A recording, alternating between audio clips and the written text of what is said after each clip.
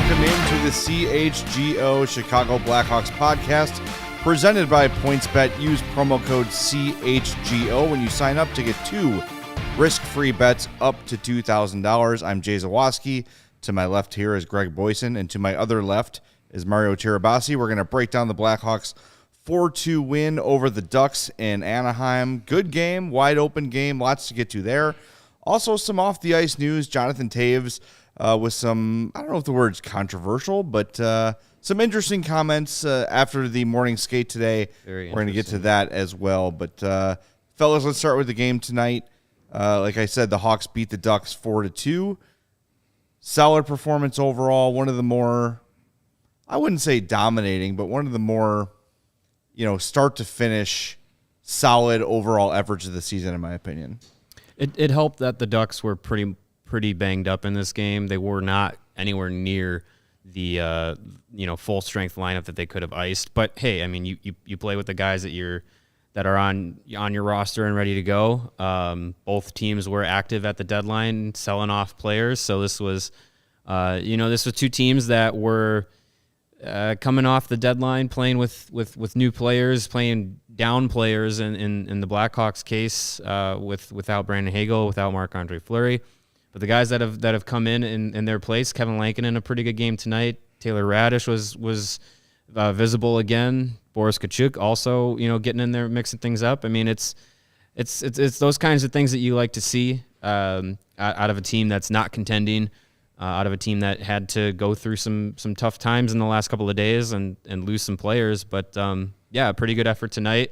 Kevin Lankinen looked good, and Hawks get the win. If they play the Ducks, a bunch in the regular season, we'd be talking about a contender here. But only I think 2 or 3 times this year that they've played each other. Yeah, if we can get 54 games against the Ducks between here and the end of the season, we might have a playoff team on our hand. But I want to point out the Blackhawks are undefeated since Jay Zawaski has done postgame shows. Hey. That's right. Yeah, so congratulations. But no, that was a really good game, real good road game. They started off strong. And what I like to see was it was those energy guys that kind of set the tone early. Sam Lafferty had a really good game. That line with him and Tkachuk and Mackenzie Entwistle was really good, especially in that first period. They kind of set another guy that I thought had a great game, doing exactly what he's supposed to do, was Reese Johnson. He was a guy that missed a lot of games, not a guy you're going to look for to be an all-star, to be a point guy. But he went out there and did what he did. Big hits, taking those dirty, grindy, greasy shifts, whatever you want to call Dirty, it. But grindy, greasy. yes, that's so a tip of the cap to a guy like Reese Johnson who did. And hey, Riley Stillman with the Duncan Key slap pass that actually worked. It functioned this time. So, good job by him. He's a guy go. that's, had a couple of there's a little redemption on that play. He was a guy that kind of fell asleep in that one goal in the last game that gave it up. So, nice play there. And Dylan Strome continues to be red hot. Patrick Kane owns the Ducks, apparently. I wonder if he's been added to their Wikipedia quiet 3-point night. Yeah, 9 points in his last 2 games against the Ducks. I believe it's now 9 games in a row he's got at least 1 point against the Ducks. 7 straight wins versus Anaheim for the Blackhawks. So, dear NHL, next season, let's get like a 42. No, let's actually not. We want to lose more next year for that number 1 pick. So no games against the Ducks next year. Leave them off the schedule. Get them off the schedule altogether. There'll be 2 less midnight post-game shows for us too. Yeah, exactly.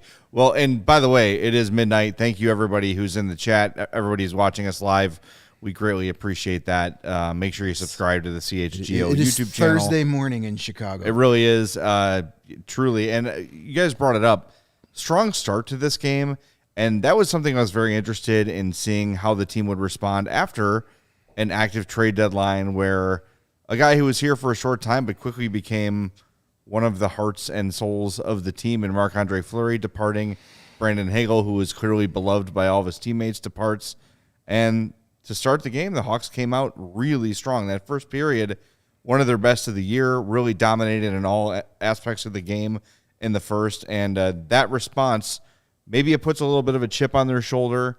Maybe they're a little pissed off about how things went down at the deadline. But, hey, one game after, the response was great. And That's all, at this point, that's all you can ask for is solid efforts until until game 82 is played and the playoffs begin and the Hawks can start watching them from home. Yeah, and I think, we're definitely going to get into the comments by Jonathan Toews, but yeah, you mentioned it, the kind of response post-trade deadline that you would want to see from a team that, sold off some important pieces. You want to see guys come out and have something to play for, and Derek King said it before the game, they don't have the postseason to play for, so they're playing for each other. So that's a first game after the deadline. That's the kind of effort you want to see. That's the kind of performance you want to see. And maybe the words of Jonathan Toews, the attitude that he may perceive to have about the rebuild and whatever is not actually leaking into the rest of the locker room for the time being. Yeah. The roster for next year is wide open right now. Yeah. There's a lot of guys out here that were on the ice tonight that are working for next year. The better you play these last 5-6 weeks, whatever it is left, the more of a chance you got to be on this roster next year and maybe the year after and the year after. That's what they're playing for. They're playing for themselves. They're playing for each other, but they're also playing for their futures, whether it's here with the Blackhawks or it's going to be someplace else. A lot of guys, they showed on the TNT broadcast. Kyle Davidson, he's there. He's watching. You got to impress now. Now is the time to do it. And there were a lot of those guys that are maybe fringe NHL guys that are definitely looking. And we've said it already. Taylor Radish, Boris Tkachuk, man, they have been so impressive these first 3 games. They are taking advantage of a situation that some guys may just, pout and say, man, I'm going from Tampa to the Blackhawks. This stinks. Right. Taylor Radish is just, Blackhawks won the Brendan Hagel trade. There, I said it. I'm kidding. 3 points to 0. Exactly. Where's your Brendan Hagel now? No, I'm kidding. We love Brendan Hagel. And yes, it's way too early, but so far the return has been great. It's nice to see these guys get here with some energy. It looked to be contagious tonight. Yeah. And, these new guys contributing right away, I love to see it. 2 guys that when you saw who they were when that trade was made, I saw so many comments, they only have 6 points or 9 points. Well, they weren't getting playing 8 minutes a night. Yeah. I mean, a lot of guys can get buried on those bottom lines in Tampa and not get the opportunity. They're getting the opportunity here. Radish has got 2 goals and an assist. He's a point per game since getting here. Tkachuk, he's been close, but he's been noticeable. He's playing his game, and that it's just great to see. So I'm encouraged from those guys, and that's what you want to see. These guys are making a statement saying, we want to be here. We deserve, to be here when, we kick in the rebuild for next season. Well, another guy who stands out too is Kyle Davidson's first trade. Sam Lafferty was just all over the place in this game, especially in the first period, and you can see he lacks a little bit of finish. A lot of finish. A lot of finish in his offensive game. But look, he's creating chances. He's creating opportunities. He's getting in the corners. He's playing in front of the net. He's doing everything you want a player to do. He's running into John Gibson. Yeah, we talked about this on the trade deadline show. Kyle Davidson has clearly identified what the Hawks have lacked for the last few years, and that's willingness to engage from a lot of guys on the team, and you bring in Lafferty and Radish and Tkachuk, and these are guys who are willing and able to go mix it up a little bit and get in front of the net and play that kind of a dirty game. And DeBrincat and Kane, those guys are awesome. They're superstars, and every team's better for having them. But you got Dylan Strome and you got Kubalik. Those are a lot of guys who are kind of perimeter players. They don't really get their noses dirty. So that was something that we can see very obviously Kyle Davidson has identified from day one and has quickly moved to adjust. Now, whether or not Radish or Tkachuk or Lafferty are part of this franchise when they're good again, when they're competing again, when they're in playoff position again, remains to be seen. But you said it, Greg. These guys are fighting for their futures, and those 3 specifically to me have really stood out in terms of really playing balls to the wall, doing everything they can to make a solid impression on Derek King and Kyle Davidson, and I mean, honestly, the opposition, right? These guys want to be noticed, and they want to get their chance here or elsewhere. Right. Yeah, and I'm sure other teams are taking notice too, saying, "Hey, if they're not re-upped in Chicago, these are definitely guys that can play on our team." So that's what you want to see, and it's definitely encouraging. And picking up a win is always fun too. And these are guys that I think we, like you said, Jay, we don't know if they're going to be around, but at least for the short-term future, those are guys that you want to have on the team and in the locker room that are going to be able to put in the energy, put in the effort, whether it's a contending team or not. They're the kind of people that you want to have on your roster to show some of the younger players, like, hey, like, if you want to make it in this league, this is the kind of effort you have to put in. This is the kind of professionalism you want to show both on and off the ice. Guys that are working hard no matter what the outcome is, because they know, hey, they're fighting for NHL jobs. Not every player who plays hockey at the professional level is guaranteed to ever have a long NHL career. So if you're gonna get to the league and stick there, those are the kinds of players that you need to show, like, hey, this is the work rate you have to put in, this is the effort you have to put in. Yeah, I think a guy like Sam Lafferty, he's on an expiring deal. I would have no problem bringing him back next season on another 1 year, 2 year deal, very cheap. He's an energy guy, and I think he's great to have when you're looking at building a roster with young players and also having some of these skill guys around. He's a perfect player to have on the lineup. Yeah, absolutely. He as we mentioned, could use a little help on the finish, but he's a guy that can set an example on how to embrace your role, accept your role, and do the little things. Do what you're good at to stay in the league. Sam Lafferty's not here because he's going to score 30 goals a season. He's here because he brings you some speed. He brings you some grit. So other young players can say, hey, I'm going to follow his lead and just do what I'm here to do, play within myself, play my game, and I'll find a spot on this team. Well, the reality, too, is for the next few years, the games the Hawks are going to win are going to just have to be games that they outwill and outwork their opponent, right? They just don't have the skill to get into, shootouts with these teams. I don't mean literal shootouts, but they're not going to be able to score 5-6 goals a night. They're going to have to grind out these wins and learn to defend.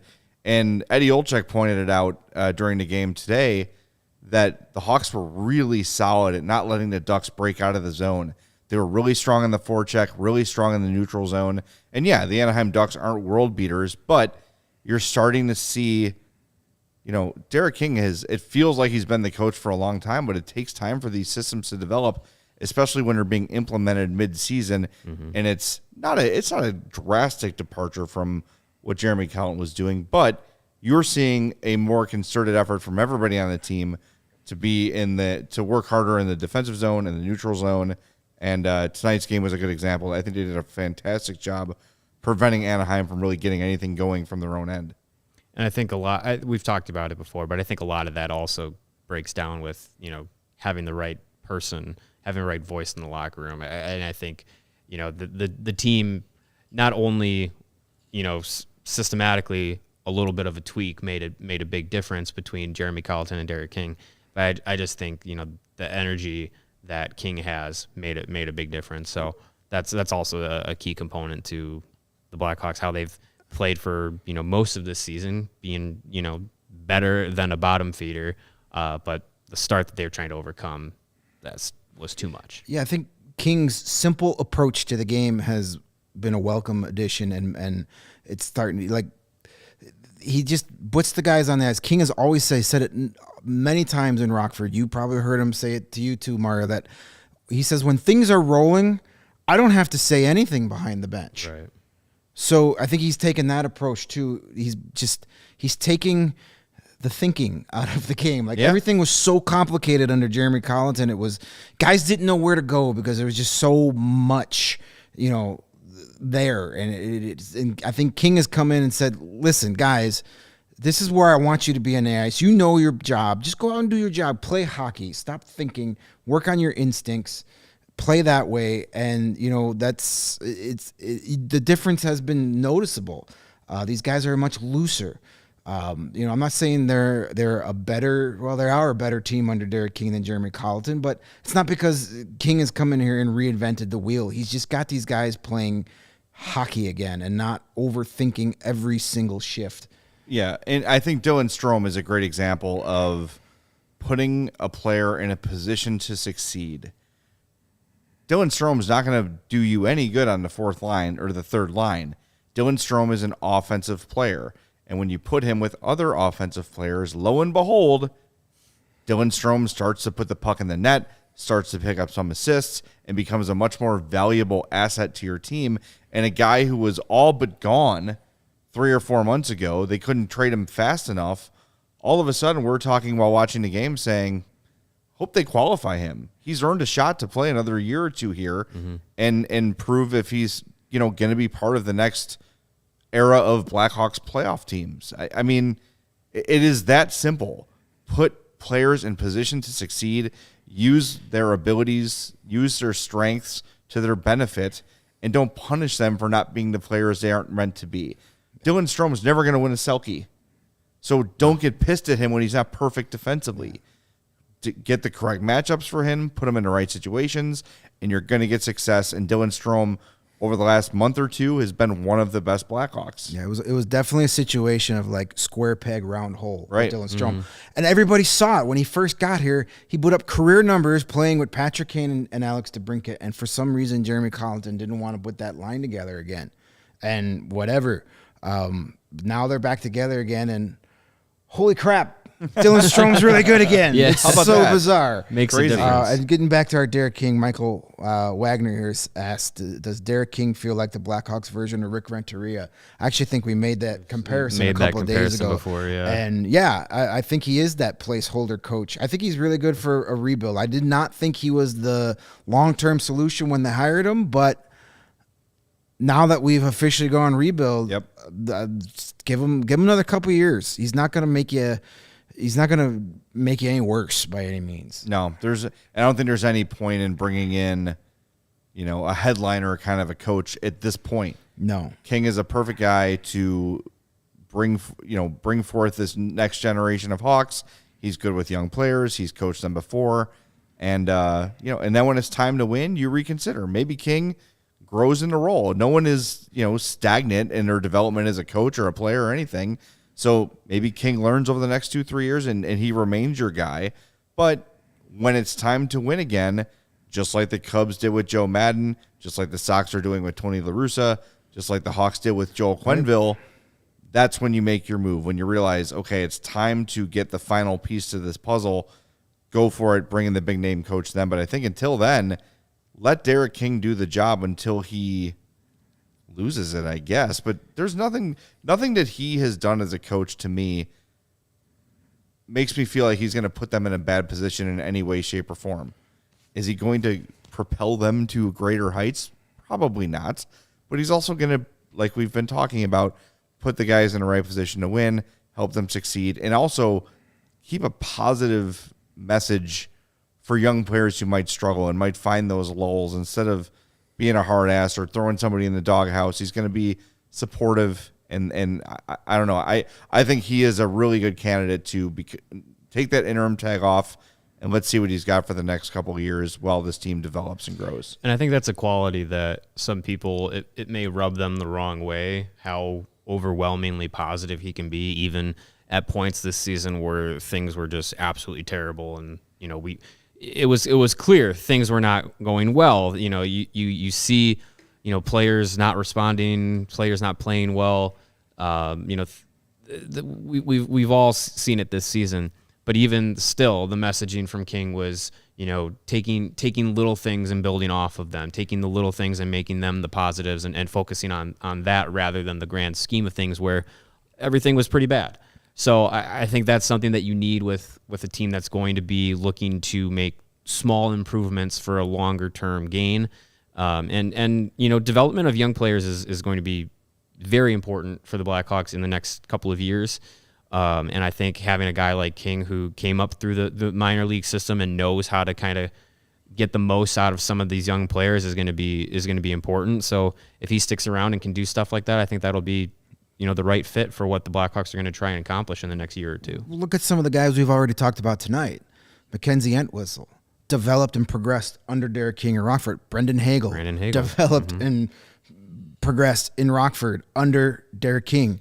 Reese Johnson's another guy. We've already talked about guys that their progression can be partially credited to playing under Derek King. So he's proven that he can get young players to the next level. You were there too, Mario, Rockford. Mackenzie Entwistle, that first year, did you think he was an NHL player? It was going to be a long shot, I thought. Yeah, and now he's a good kid, and he's is someone that you root for. But I do remember thinking if he gets to the NHL level, that'll be a success. Right, and now he's not only here, he's embraced his role, and he's done a really nice job on the bottom six. A lot of that has to do with Derek King and his patience and his putting young guys in positions to see. Right now, Derek King is the ideal coach for this team for the next couple seasons. 2-3 years down the road, we can revisit it. But he absolutely should be the Blackhawks coach on opening night next year. I want to thank everybody who's with us on the live stream here. Make sure you are subscribed to the YouTube page and, of course, subscribe to the CHGO Chicago Blackhawks podcast, wherever you get your podcast. But the best way to support CHGO is to download the PointsBet app and use code CHGO when you sign up. If you do that right now, you'll get 2 risk-free bets up to $2,000. But that's not it. If you make a $50 or more first-time deposit, you'll receive a free CHGO membership, which unlocks all of our web content, and you'll even get a free shirt of your choice from the CHGO locker. That's $2,000 in free bets, a free CHGO membership, and a free t-shirt from the CHGO locker, all for making a $50 first-time deposit at PointsBet. If you have any questions, you can email pointsbet@allchgo.com, and we'll help you out. Your home for live in-play betting just got even better. Introducing PointsBet's new feature, Live College Basketball Same-Game Parlay. For the first time ever, you can build the perfect live same-game parlay only with PointsBet. Combine your favorite bets anytime during the game. Want more? You can also boost your live same-game parlays.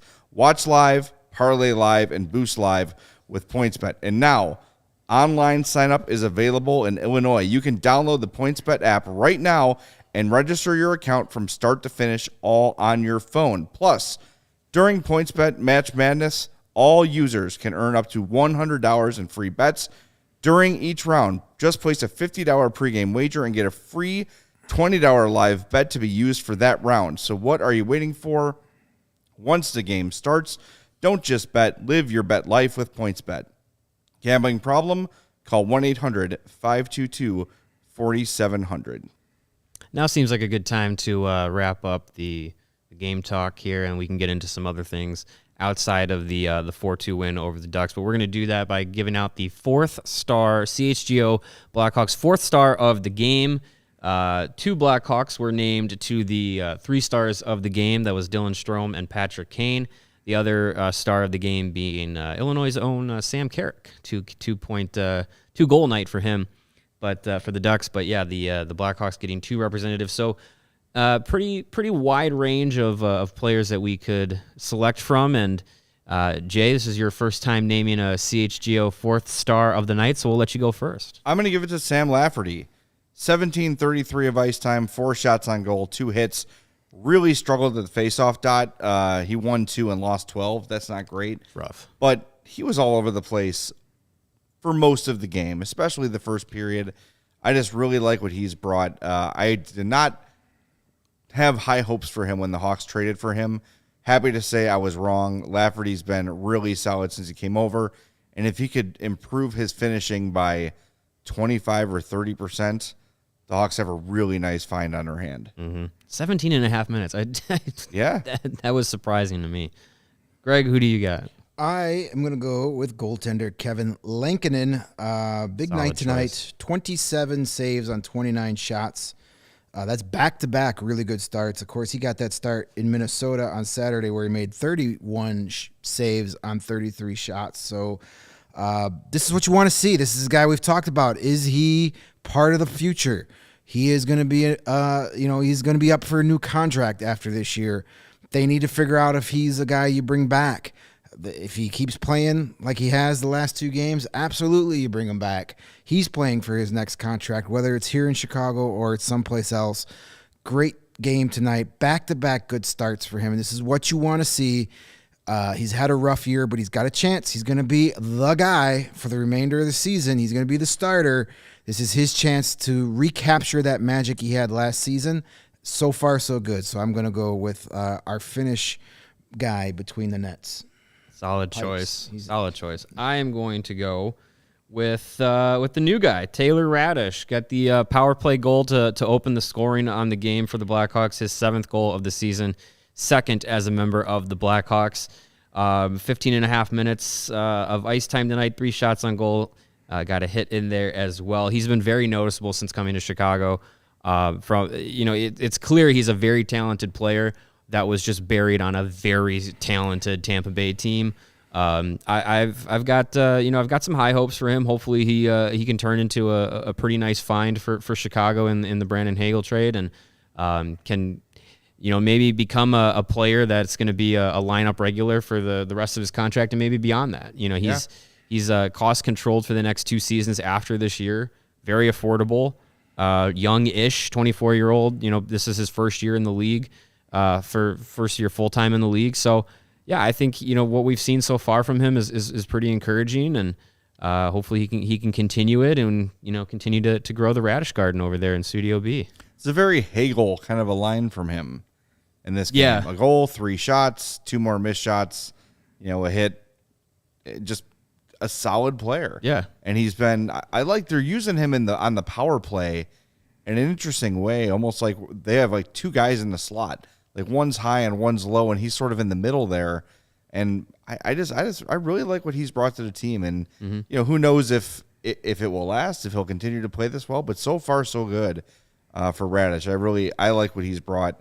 And I think my daughter has a stuffed radish somewhere at home from her like toy kitchen from when she was a toddler. Yeah, I got to try to find it. We can put it here on our swag table. Or we should just get some real radishes.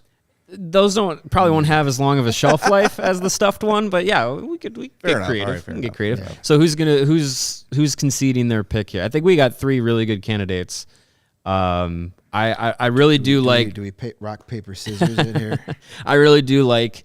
Obviously, I'm biased. I really do like my pick, but I will concede Taylor Radish to Kevin Lankinen, at least to Kevin Lankinen tonight. Like you said, Greg, this is a player who won the starting job last year when it looked like he was going to be maybe the number 3 goalie on the season, and he came in and really started off really hot, and the Blackhawks were in contention last year for a while because of him.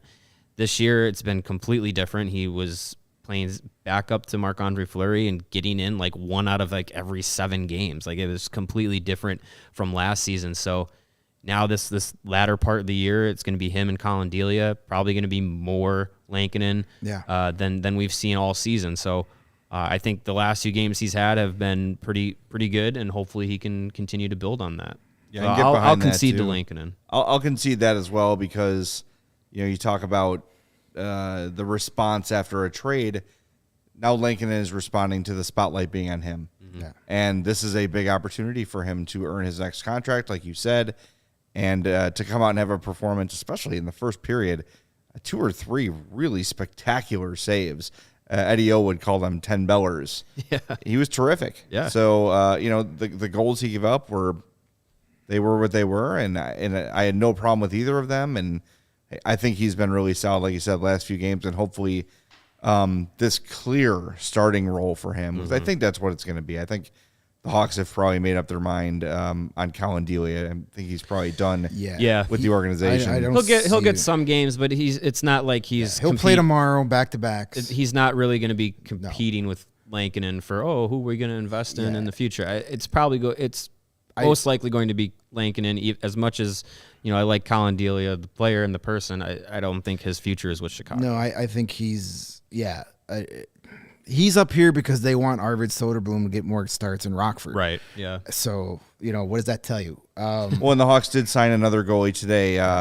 Yep. Jackson Stauber signed to the Hawks. We don't know a ton about him, but Providence College legend Jackson Stauber. yeah, Jackson with an X. Yes. Jackson. I'm old. Boom. Throw out the X. That sounds naughty. But yeah, I mean, he's brought in. He's going to, the Blackhawks don't really have any depth at the position. No. So he's young.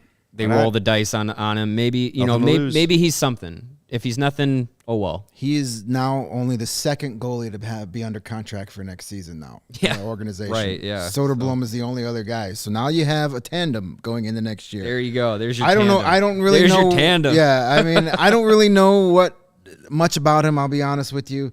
We kind of had a little pregame chat when the signing came through, and we were all kind of like, what do you know about this guy? I'm like, well, he's got a pulse and he's got his own pad, so welcome aboard. Yeah, there you go. But his numbers in college were pretty decent, and what the heck? Let him come in, and maybe he'll go down to Rockford and play a few games, and we'll see what we got. You can never have too many goalies in the old system there. They're like relief pitchers in baseball. The more you have, the more chances you have of finding someone that can be good at it. Exactly. Right. So yeah, Kevin Lankinen, his first fourth star of the season. Yes. So that congratulations to Kevin. If you're watching, we will get a free CHGO Blackhawks shirt out to you.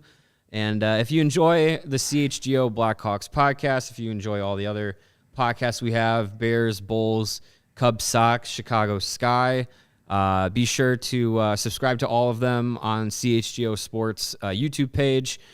Check out allchgo.com for all of our written content. You can find all of the podcasts there as well. We got post-game shows after every game. The Bulls are doing well, so they're getting some pre-game show love as well. And yeah, check out the site. A membership to CHGO unlocks all of our web content, and you can check out some of that dope merch that's on your screen right now. Love all the shirts that we got. Obviously, the Blackhawks one has a special place in my heart. Love that logo. So yeah, be sure to check out allchgo.com for all of our content. And yeah, hit that like button. Smash that like button. Subscribe on YouTube, and be sure to follow us on all the social media channels as well. Yeah, and I see we got over 40 people viewing live night at owls. 12:33 at night. Yeah, so thank you for that. Thank you Some so night much. hawks. Outstanding. We were wondering if it would just be the three of us talking to nobody, but to have over 40 people in the wee hours of the morning watching our opinions on a rebuilding / losing hockey team, that's pretty. Don't remind them. Hey, at least Don't we're give them a talking. reason. No, they are hopping on the ride at the perfect time. Yeah. This is when you hop on the ride. Oh, I Nice. love that. That's great. There's our bus driver, Kyle Davison, driving the bus. We have hopped on the ride. Get in on the ground level right now. Now is the time. Not only with us here at CHGO, we're just getting off the ground, but the Blackhawks Kyle Davidson ride is just pulling out of the first station. Love it. January, I did not hit the horns for you, so you're welcome. There you go. There No you go. horns. It's- Joey, can you put Kyle Dubas under the bus on that graphic for us? Love it. All right, we got some. Maybe Jonathan Taves. A little. Yeah, right. There's a segue. There's a for segue. it. Yeah. Well, I guess it's time to get to the old It's time to captain. Address the elephant in the room. I know, Rain. Joey, you pulled the audio earlier today. Jonathan Taves, after the morning skate, met the media, and Phil Thompson had a question for him. And are we ready to play his response? Does this timeline for the rebuild that they've stated make you question your future with the Blackhawks? I wouldn't say it makes me question as much as for the longest time, the thought never entered my mind to ever leave Chicago. And in this case, you can't help but picture yourself and what it would be like to play for another team and just what that experience would bring. And thought pops in your mind, obviously, but again, Chicago is my home. I love the Blackhawks, love the organization. It's been my family for a long time, and I'm not putting the cart before the horse or getting ahead of myself in any way. So that's part of it. 3-3 size. Yeah. That's part of it. The other part of the angst that Tays kind of invoked from us and from the fan base, a portion of the fan base today, also came from his comments about the trade deadline losing some of the players that they did. Obviously, Brandon Hagel and Marc-Andre Fleury, the two big losses. Here you can see the comment from Toews. I think it's become pretty clear the direction we're heading in as a franchise, and I'm not going to lie. It was disheartening to see a couple of your really good friends go. For the text gets a little small for me to read there, but you can see it on the screen there. And yeah, I mean, if for the audio audience, Toews basically saying that the rebuild, losing players, it's disheartening. This is the direction of the team now. Really sounding still a little surprised at the way the Kyle Davidson has taken the organization. It's understandable that he would be upset that the season has gone this way. One of the things we love about Jonathan Toews and have loved about Jonathan Toews is his competitive nature, and he does not want to lose. He hates to lose and all those things, but there have been several incidents behind the mic with him this year where he's let us down, where he's let the fan base down, where he's let his teammates down and his former teammates down. And I think maybe if this was the only one, it wouldn't feel as egregious, but he's got to know. And we talked about this earlier in the show, that when you've got a team full of young players, when you've got a team full of guys fighting for their careers, not just, a spot in the top 6 or the bottom 6, but their NHL careers, to have one of the highest profile players in the league, the captain of your team, start daydreaming to the media about leaving town, that's damaging. And that is not how I want to hear the captain of the team talking. Look, there are some people on Twitter today that praised him for his honesty because, look, hockey players in general don't really speak their minds. They speak in cliches. So it's good to praise players when they do actually speak their mind. But he has to remember this. He is the captain of a young team with players that are, the same way we talk about Derek King. They're very... They're vulnerable to influence right now. And if you look at your captain and a guy who, a lot of these guys grew up watching play. Mm-hmm. They idolize this guy as a teammate, and to hear him talking about it's hard to not think about going somewhere else and winning.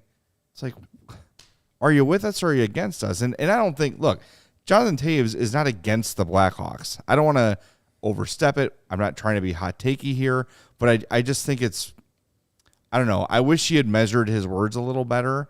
And he has to know, after what he said after the Brandon Hagel trade, that question's coming today. Mm-hmm. And it's the same sort of idea with the Kyle Beach situation, where you've got to be ready to answer that question. You've got to be ready to answer it correctly. As the captain of the team, there's a responsibility on you to say and do the right things. And look, even if deep in his heart, he's like, God, this sucks and I don't want to be here anymore. You don't say it out loud. You say it behind closed doors. You say to Kyle Davidson, you know what? This offseason, let's talk. I think I'm willing to waive my no trade clause. Let's talk about a couple teams. If you want to keep me, I'm happy to still be here, but I'm open to being traded now if you're open to trading me. That's something that happens behind the scenes. I think saying it to your teammates where everyone can hear it, where it's going to make the rounds on Twitter, I think it was irresponsible. I don't think he thought the comments through, and I think he's speaking from a place of anger, which, again, is understandable, but at the same time, he's got a responsibility as captain to say and do the right things and swallow his pride and swallow those emotions publicly and deal with those things privately and with the people that make those decisions. That's what frustrated me. Yeah, and how many times this year do we got him hear him take a team situation and make it about himself? Okay, I know you're upset, but spare me the pity party already. Enough. You're the captain of this team. Okay, you're still waxing poetically about Brandon Hagel and what a great friend and great teammate. All that is honest and it's great and he's not lying. But what does that tell you what if I'm Taylor Radish, I'm Boris Kachuk. Here's my captain still crying about the guys that they traded, not saying, hey, but, Brendan Hagel, hate to see him go, great player, but, man, that Taylor Radish is really – that's what the captain should be saying. Yeah. Worry about the guys that are in your locker room right now, not the guys that have been traded. Yeah. I'm sorry if you didn't Google the word rebuild to figure out what it actually meant. Sorry, but get over it. You've been in this league how long? You should know this is coming, okay? And you're the captain of a team that is now rebuilding. You know why they're rebuilding? Because you're not good. And you're the captain of that team. So maybe look in the mirror every once in a while, buddy. It's infuriating, and he keeps opening his mouth just to stick his foot into it. You know, people say, "Oh, what's wrong with having an ultra competitive captain?" Absolutely nothing.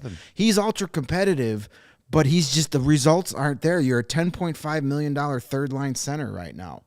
Like, if he was still being the Jonathan Toews of 5 years ago, then I could see being pissed off, but he's not. And he's got to come to grips with that. It's like he doesn't understand that maybe he's not that guy anymore. There's nothing wrong with trying to be that guy, but at some point you have to be honest with yourself and say, I'm not that guy anymore. What can I do to be better? And maybe some of that is this leadership, this veteran leadership that we keep hearing about. Well, where's that at right now? You're not acknowledging the new guys on the team that are actually performing. You know, has Kirby Dach become a great NHL center for playing a full season with Jonathan Toews? No, all that stuff is overrated too, as far as I'm concerned. So I love Jonathan Toews, one of my favorite Blackhawks of all time. Of course. That's why this stuff just gets the blood boiling, because it's like, dude, that's just, as you said, think before you speak and stop doing and making this about you. It's a team. We all talk about hockey is the ultimate team sport. Well, then start talking about the team and not your hurt feelings. Sorry, I don't have time for your hurt feelings. I have something here that it's not going to translate for the audio audience, but I'll just describe it. This is a captain's C patch. Jonathan Toews has had this on his chest for, 13, 14 seasons with the Blackhawks. He is one of the two remaining faces of the franchise on this roster. His words can mess up this locker room because, as you guys have said, this is a young, impressionable roster right now and moving forward. If he is going to be the leader of the team, if he is going to be the captain, the leading voice in the locker room, and he's talking about imagining playing somewhere else, how frustrating it is to be in a rebuild, not knowing what it means to be in a rebuild. That's just the most naive thing I think he could have said as a professional NHL player of 15, 16 seasons. And if he's thinking about having a foot out the door, not wanting to be a part of the rebuild, good. Go. You can go. Your $10.5 million cap hit can go. The Blackhawks can trade you in the summer, hold 50% of your cap hit back to another team who will hold another 50% back, and you can be a $2 million player, not a captain, not a face of a team, and just be a guy, a third-line guy who's gonna be penalty killing. That's it. That's all you'll be. Or you can, put the pity party away, be the captain of the Blackhawks, be the face of the franchise. You're not going to be the $10 million player you used to be, but you can be a leader and be worthy of the C on your chest, because that's what a captain has to do right now for a rebuilding team. You have to lead the next generation of players. And if you don't want to do that, you can go. One thing I want to go back to, and I think this is an important thing to remember, and look, everyone agrees the Jeremy Colliton situation was a disaster. However, had Jeremy Colliton come into a locker room that was willing to hear out what he had to say, that was willing to accept what he was trying to implement as a system, instead of visibly, publicly being undermined by players on your team, Toews, Keith, Seabrook, all guilty of being pissed off that Quenneville was fired and truly kind of pouting about it. As soon as that happens, Colliton's dead in the water. He's got no shot when the three strongest personalities in that locker room, because make no mistake, Brent Seabrook was the vocal leader of that dynasty. It wasn't Jonathan Toews. He was a, lead by example kind of a guy. Brent Seabrook was the heart and soul of that dynasty. So you've got those three guys, undermining the new head coach. And look, Colliton sucked. We all agree. But be a professional, right? You can't just, the reason Joel Quenneville got fired was because, once again, you were underachieving. You were not playing up to expectations, so a change had to be made. The first person to go is always the coach. Always. So you can't whine and complain when the replacement comes in. And from day one, they undermined Jeremy Colliton. So if Toews and Keith and Seabrook don't respect him, why should anyone else on the roster respect him? Exactly. And from then to now, Jonathan Toews has not been the same guy that we thought he was under Joel Quenneville. Right? There's been a lot of this public gnashing of teeth in the year off, and I don't blame him for the year off. I'm not holding it against him. Whatever he was going through is legit and scary and all those things, but he was gone for a year, and now he comes in this year, and it's just the whole Jonathan Toews thing for the last few years has been really, really disappointing for me. I'm not mad. I'm disappointed. Yeah, and it takes nothing away from the fact that he was integral for the 3-cup run. He's going to have his number retired.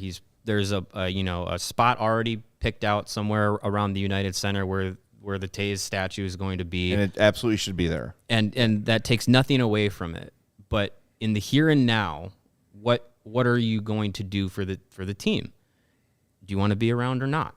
I think that has to be a conversation that he and Kyle Davidson either have already had or need to have, especially if he's being quote unquote shocked and disheartened by the rebuild.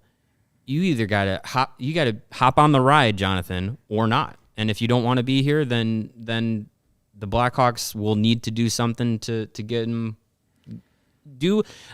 People have brought up over the course of today doing the same thing that they did with Keith and just being like, hey, where do you want to go? Mm-hmm. And if Jonathan Toews doesn't want to be here for the rebuild, if he doesn't want to, play that role anymore for a team that's not going to be contending, then he can waive his no move clause. He can be traded in the summer. They can figure something out. He's earned with that, his right? contract. He's earned that. Sure. And they can say what do you want to do? Where do you want to go? And move on from there. But suck it up for a month. There's a month left in the season for all intents and purposes. Suck it up for a month and then have the conversation privately with the GM and the ownership in the offseason. And this is coming from the post game here. This is from Ben Pope of the Chicago Sun-Times.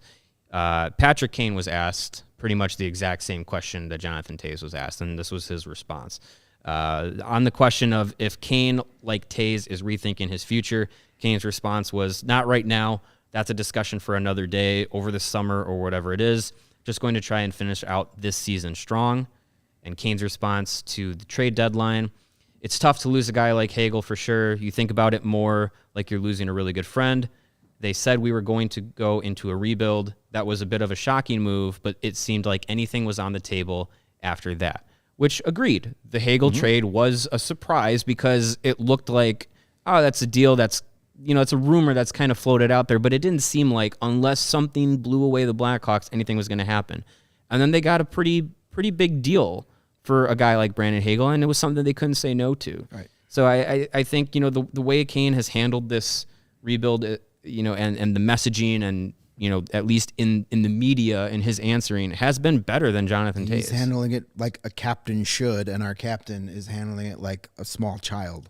Well, Patrick Kane got another tough question before the game today. Yes, he did. During the intermission report on TNT. Yeah, this was good stuff. Will Arnett, probably most famous for Arrested a bunch Development, of stuff. Arrested Development. the voice of Lego Batman, a bunch of other things. His new show on Netflix, the improv murder mystery show. It's amazing. Okay. I meant to watch that. Yeah. So Murderville, Murder Town, whatever. It's great. He was a guest on the TNT intermission show and asked Patrick Kane in no uncertain terms about his future. Patrick, we got a bunch of guys who want to ask you questions. I think you're starting, Talk? Yeah, Kaner, you were teammates with Fleury. Wait, Talk. I'm going to take over. Patrick Kane, Will Arnett here. Sorry, I just got it. Talk's got to take a breather for a second. Listen, man, huge fan. We met one time at the NHL Awards. You're just awesome. I got to know, who's leaving first, you or Toews? Oh, Tough question. wow. Coming in hot. And I've got a destination for you. I got a destination for you in blue and white. That's a tough first question for me. That's a tough first question, putting me on the spot here. But I know. Hopefully neither of us. We'll see how it all shakes out, though. Hey, Pat. I mean, The look on Patrick Kane's face of, did he just ask me that question? It was a Shell shock. shocked bemusement from Patrick Kane, and he handled it as well as he possibly could have handled it. yeah. I was I mean, it was funny, but also, oh my God, he was so caught off guard by that. And he responded well. That whole interview, by the way, watch the whole thing. Yeah, there were a bunch of hardball questions thrown at him very quickly. Anson Carter asking who would win in a fight between Kyle Dubas and Kyle Davidson. Yes, that's the kind of hard hitting questions that you want to see. And who would have thought all these years later that Patrick Kane is the more mature of the two between him and Jonathan Toews? That's what we got today. Listen, Kane has handled this the right way. He has said all the right things. And he's still performing like a $10.5 million player. That's another big difference. Yeah. He has said the right things, and he's going out there and being the Patrick Kane we know. Another 3 points tonight. You know, he's been really good these last few weeks. So, you know, you can be disheartened or you can go out and do your damn job. Mm-hmm. And Patrick Kane is doing his job. And he helped you out on the PointsBet app tonight. Absolutely. If you watched our CHGO Bets show, Sean Anderson, you're welcome. He's now has he went from 50 cents to $1.05 on my lock bet. He needs all the help he can get. Well, yeah, you saved his last 50 cents. I got him back in the game, so he can thank me for that later. I'm going to take my what do they call that? The VIG. I got to get the VIG from him. But yes, the over on Patrick Kane, 1.5, turned out pretty good. But you know, he's been great. And, you know, one more thing about tonight's game, you know, Jonathan Toews loved to say it's disheartening. Yeah, that shift that the Ducks tied the game on, that was disheartening, pal. That was rough. Clean face-up loss then and just clean battle loss in front of the net. Yeah, so that was more disheartening for me than trading Brendan Hagel. So enough's enough with the crying and whining. Play some hockey. Well, hopefully you can keep giving some good hockey betting advice for Sean and for the rest of our viewers. You know what? I hope they don't call me that often because I got lucky tonight. I said you should be the guy on that guest spot because you've had a better run at it than I have. But again, the Ducks. It's hard to lose bets when the Ducks and the Hawks are playing. Bet on Chicago when they're playing the Ducks. But if you're enjoying the CHGO. All of our content across the board, one way to help us continue to grow is to download that PointsBet app and use the code CHGO when you sign up. Not only are you going to get 2 risk-free bets for up to $2,000, but if you make a $50 or more first-time deposit, you'll receive a free CHGO membership, which unlocks all of our web content. You'll even get a free shirt of your choice from the CHGO locker. If you have any questions, you can email pointsbet@allchgo.com, and they'll be happy to help you out. In case you missed it, online sign-up is now available in Illinois. You can download the PointsBet app right now and register your account from start to finish, all from your phone. So what are you waiting for? Once the game starts, don't just bet, live your bet life with PointsBet. Gambling problem, call 1-800-522-4700. So it's going to be interesting to see how this unfolds with Jonathan Toews because every time he speaks, he misspeaks. And he's going to keep getting questions like this because the media's job is to get quotes and to get stories. And if he's going to keep giving them, they're going to keep asking. So maybe just like the Kyle Beach thing, it took him till take 2 to say the right thing.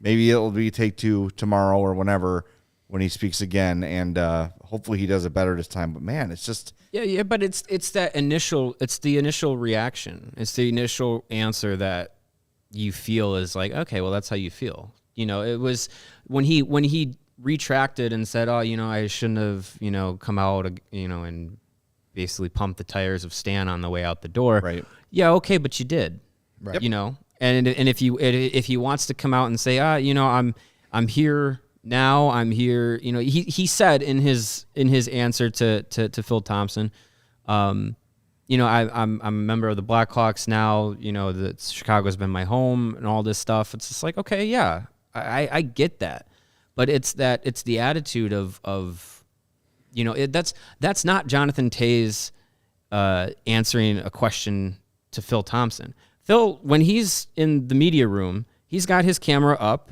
and taking videos. He's one of the few people that does it that way.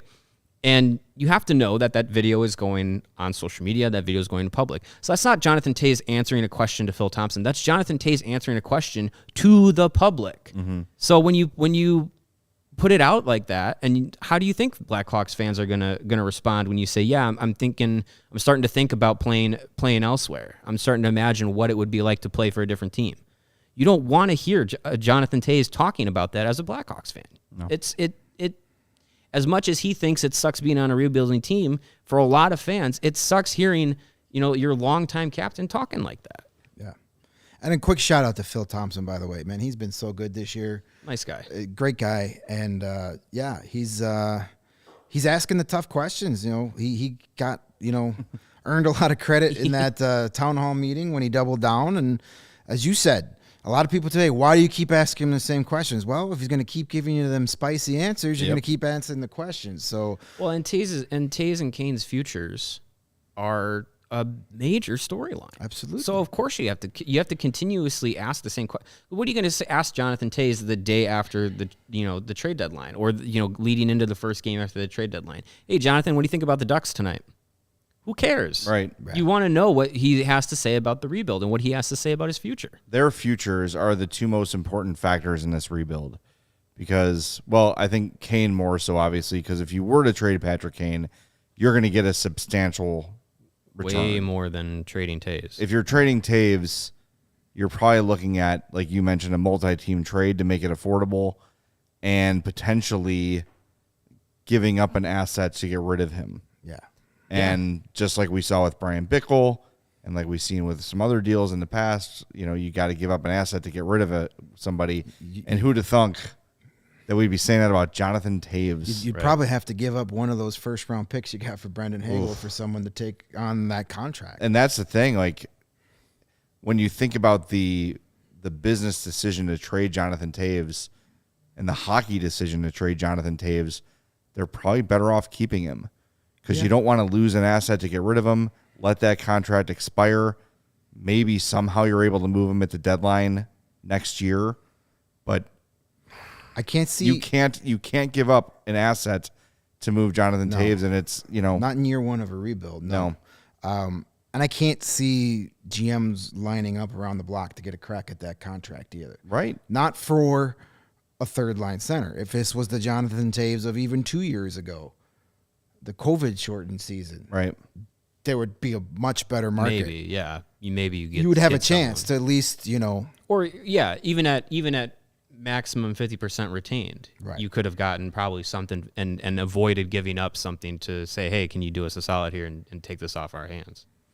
So yeah, I mean it's weird that we're at this position, and it's kind of it's a discussion that you never thought you would really have about trading a face of the franchise, and it's a discussion that makes your stomach churn. I was just looking up what the Hawks gave up to get Antoine Vermette in 2015, and it was a first-round pick and Klaus Dahlbeck, but Antoine Vermette did not come with a $10.5 million contract. And that's who he would be on a contending team. Face-off defensive specialist. Mm-hmm. Absolutely. Yep.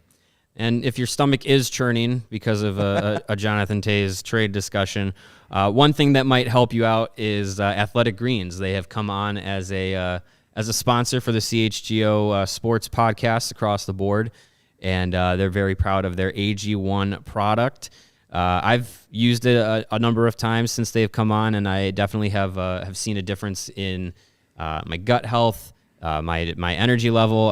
I'm still awake right now. And some of that, vouch for that. Some of that is coffee. Some of that is the Athletic Greens regimen that I've put into my day. It's definitely giving me a lot more just natural energy, which is fantastic. The AG1 formula is designed to do all of that. It's also going to help boost your immune system. In just one scoop of AG1, you're absorbing 75 high quality vitamins, minerals, whole whole food sourced superfoods, probiotics, and adaptogens to help you start your day right. And it's great for a bunch of different lifestyle diets, whether it's dairy-free, gluten-free, keto, paleo, vegan, all of those. With AG1, you're good to go. It's easy to incorporate into your life no matter how busy you are. It's just one scoop in a cup of water. That's all it needs to be, and it's going to have big benefits.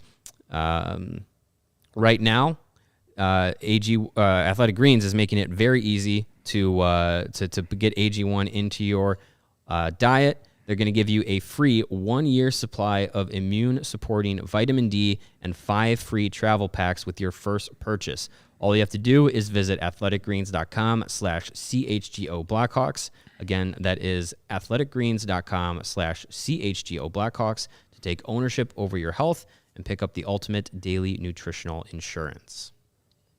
All right, well, that's going to do it for this episode of the CHGO Chicago Blackhawks podcast.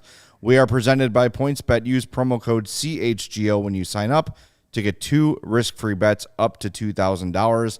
We will be back tomorrow night, late again, another 9 o'clock start. So for my partners, Greg Boysen and Mario Tirabassi, I'm Jay Zawaski. Thanks so much for tuning in. We'll talk to you on probably Friday morning.